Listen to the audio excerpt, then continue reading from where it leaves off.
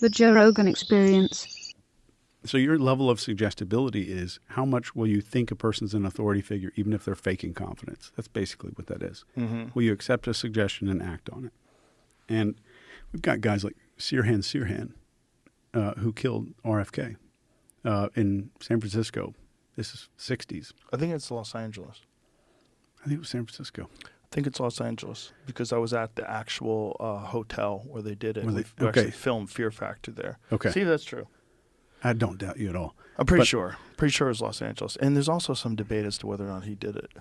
Oh, I did a whole video on this on my Yeah? channel. Yeah. What did it? I don't know enough about it. But I know that there's some people that, obviously there's some people that think that like JFK's driver shot him. There's some like kooky conspiracies. Yeah, Ambassador Hotel in Los Angeles shortly after Okay. Kennedy had finished. Yeah. So That hotel, we filmed Fear Factor there once. That's the only reason why I know. And we were in the kitchen where like Sirhan. it happened in the kitchen. Yeah, we were in the spot. Oh, I'm like, man. this is crazy that we could film this stupid fucking show in a place where a presidential candidate got murdered. Yeah. Was that the reason they filmed there? I think a lot of stuff filmed in that hotel. I think the hotel had been defunct, and a lot of there's like abandoned buildings and things in Los Angeles that they use for filming stuff. Okay. Because there's a big filming industry, like they film films and TV shows and stuff there. It's like a cool environment, and it was like spooky, rundown, old hotel. I don't even remember the show, the episode, but I Wow. just remember us being in that Yeah. room going, "Rrr." That weird feeling. Yeah. So the Sirhan thing is like that. People believe that's part of MK Ultra, that he was some sort of mind controlled person. I do. Yeah. And I mean, I may be the number one guy in the country on the mind control stuff. I think I probably am. And I definitely believe that was influenced by a guy named Dr. Joylen West. Jolly West. Yeah. Yeah. Yeah. So, and it's not about skill. At something like if you're doing something like this, it's not much about skill level. It's can you find a good target that's highly suggestible? And you have some basic skills in this. I give you like 3 or 4 days worth of training in how to do covert hypnosis and all of this other stuff, and how to create amnesia in a person, so where you can just tell them to forget something and they'll willingly forget it. I could train you in 3 days how to do something like that. It's terrifying how our brains do not have a firewall. And the moment that our conscious filter that filters like, is this information good for me? Should I accept this information? If I can bypass that filter, which is very easy to do, you can kind of just jam in whatever you want into somebody's head. And so what evidence do we have that Sirhan was working with Jolly West? There's not a lot. It's a lot of anecdotal stuff. But he met with this guy regularly, and I'm not an expert on the case. I wouldn't consider myself an expert. But he met with this guy at the shooting range on a regular basis.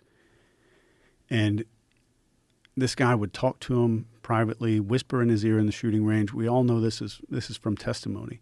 And later, when he was arrested after the shooting happened, he said, "I thought I was at the shooting range. I thought I was shooting at a target, at a paper target." And he was on record saying this. And he has no memory of that actual event happening. To this day, he went up for parole, I think a year or two ago. And man, all they did was ask him to kind of admit what you did and just say what you did. And he said, "I still have no memory of this event." And he had to stay in prison. And RFK believes it too. Wow. And you've had RFK on. So Sirhan is meeting with this guy. Who is this guy? Nobody really knows.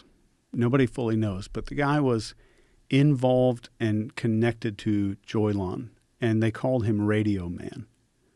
That's the only name that people have used to identify this guy. And he met Sirhan at a range and expressed, like, we're both interested in shortwave radio stuff and all that kind of ham radio. And they connected over that initially. And then this guy somehow looped him into the situation he was in. So the MK Ultra stuff, a lot of it was experimental, right? They didn't necessarily have proof that a lot of what they were trying to do was effective. They knew that they could experiment with LSD on people. That was Operation Midnight Climax, where Oh, they man. took over the brothels, which is so wild. For people that don't know what this is, they took over brothels, and they essentially had the prostitutes serve these Johns LSD without their knowledge, and then they observed them through two-way mirrors and Unbelievable. filmed them. Yeah. It filmed how they would act. Yeah. So the CIA was running whorehouses. I don't even know if they had sex, because they probably dosed these guys up with so much acid. They probably didn't want to. But they observed them, and they did it for years. They also ran the Haight-Ashbury Free Clinic, which is wild. And until, like, I think fairly recently. And there was a lot of hubbub about it after Tom O'Neill's book Chaos came out. And I think it's right after that they closed the Haight-Ashbury Free Clinic. Yeah. But the CIA was essentially a part of the Haight-Ashbury Free Clinic in the 1960s. Yeah. And that's where the Manson family came out of. Yeah. And there's a lot of people. I'm not a researcher on this topic. I'm a researcher on the techniques. Yeah. But there's guys like Sidney Gottlieb was crazy. He was running the CIA. It was called OSS back then, Office of Special Services, and it was crazy. They called him a cowboy, but they brought in all this LSD. There's in Canada, they were running. I think this was, I think it was in Montreal. No, it was in Toronto. Montauk Institute, is that right? Mm-hmm. Where they were doing things called psychic driving. They would keep people awake, and it was like Clockwork Orange. And they would hold their eyes open and just play these videos to kind of like entrain them and really just drive their brains. And these were people that checked into the hospital with like postpartum depression. And they started doing this shit on them. They just started experimenting on them. Yeah. And the Canadian government admitted it so much that they paid these people for damages. So just one woman's case that I can remember, I don't remember her name, but she went in for postpartum, I think, and she did this psychic driving. When she came out, she had no real memories anymore. She wet herself. She had to relearn how to walk and communicate socially. She had to relearn how to hold her pee in. How long was she there for? I think it was like a month and a half. Unbelievable. But I think back then they were trying to find a bunch of different methods of mind control, right? Like there's a very famous video from the 1950s of soldiers in the UK where they dose them up with acid, and you see them wandering around the woods, laughing and giggling, falling down. And we had just got the videos from the Korean War where the Korean prisoners were making these videos like, I realize now that America's a horrible country. I renounce everything. I hate America. These are all the bad things they've done. And the guys in the United States are watching this shit going, holy shit, they've got some secret technology and we're behind. So it was like a psychological arms race. They just went berserk on this stuff. So they figured out, or they figured that there's some kind of secret chemical or secret technique or recipe that these people are using that we haven't figured out yet. And it was a madhouse race to figure out what was going on with these prisoners in North Korea. What was going on? What were they doing to the prisoners? Depriving them of sleep. It was super basic stuff. They were depriving them of sleep, treating them really well. They're using these interrogation techniques that were developed by this German guy named Hans Scharf. And every interrogation system nowadays that's taught is a derivative of Hans Scharf's work. And funny enough, he's the most famous interrogator in history. And he was like the first guy that said, hey, what if we're not assholes? What if we're not just total assholes to these people and take them out on walks, maybe give them a sandwich every once in a while, and the whole time pretend like every piece of intelligence they give us, we pretend like we already knew it. And that was kind of his premise, like, let's not be a dick. And he got famous for that. So everything is based on his work now. And funny enough, you ever been to Disneyland? Sure. You know the huge mosaic that you walk through? It's a huge like tile mosaic thing at the very entrance of Disneyland.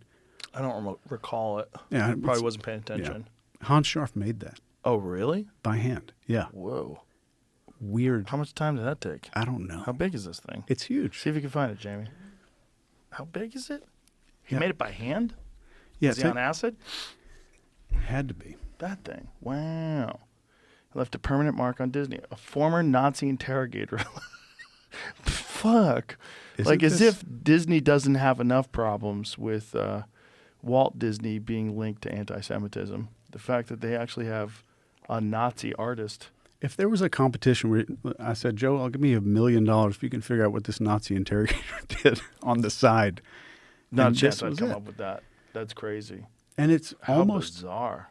yeah, it's like a DMT kind of visual going on.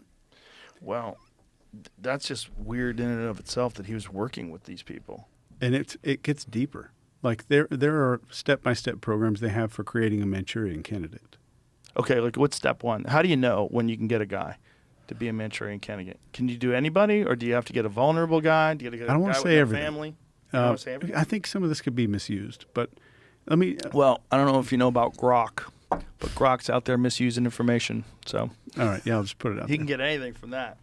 So, like, you're a very social guy, Okay. and you've got lines in your forehead here from raising your eyebrows a lot. There's people that are your age that are not very socially connected to people that have the smooth foreheads. Oh, interesting. So if you're smiling a lot your whole life, you're going to develop these little crow's feet, and you'll do it by the age of 19. If you're a social, happy person, you'll see the crow's feet. If you're angry all the time, you're going to see this little muscle right here, the glabella, I got start to. that thing. Yeah, but yours is not that pronounced. But whatever emotion we experience on a very, very regular basis etches itself onto the face as a rule of thumb. Saying that this is science it's not. This is my observation. There's no study that I can send you. But we can see that. I mean, you can see somebody who's lived a super happy life. They have these little smile lines around their eyes. Mm-hmm. Somebody who's raising their eyebrows a lot. This is our forehead is a social billboard. Right. So you're going to see those lines start coming on the face. But what if I told you to make a skeptical facial expression? What would you do? If you asked me to be skeptical, Yeah. this is my skeptical face.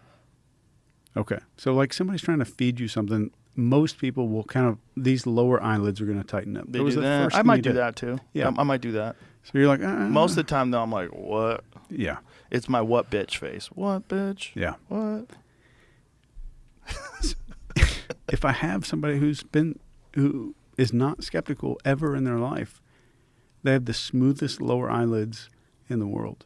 Huh. So to test this out, and this is anecdotal, Okay. but I gave it to 5 guys who are stage hypnotists. They're out of these comedy clubs every night, knocking people out and all that stuff. And I Right. told them, test this theory over the course of 5 years. They all said it's 100% accurate. Because, they bring people up, and some guy doesn't go all the way in. His hands aren't stuck together. He's like, all right, sir, thanks for coming. Go back to your seat. Like, how do you pick someone to be a Manchurian candidate? Can you pick anybody? Yeah. Or does it have to be a person that has, like, something off about them? I don't think they have to have something that's off. You can pick a totally healthy person that's very highly suggestible. So I have a TV show coming out that's fiction. And the bad guy in the book gets access to some of these techniques, and he doesn't know how to – they're not working. So he goes to these comedy hypnosis shows, and he just picks people that were called up on stage. And he wrecks their life. Pre-select. Yeah. So he gets someone else to figure out who's Oh, that's suggestible. smart. So, and those people are highly suggestible, and they're always more open to fun. They're always better. They live in front of their eyes a lot more. Mm-hmm. And so suggestibility doesn't mean stupid. It means that you're just more open to the things that are around you. Right. And they're typically happier people. More suggestible people are typically happier people. That's interesting. Because they're just blissfully unaware? Yeah, I mean, it depends on if they're suggestible and addicted to, like, Instagram, horrifying stuff on Instagram, and they're watching that all the time. Oh. So they can get programmed easily for all these things. So this guy, George Estabrooks, makes this formula to split the personality of an Army officer, and they called him Smith.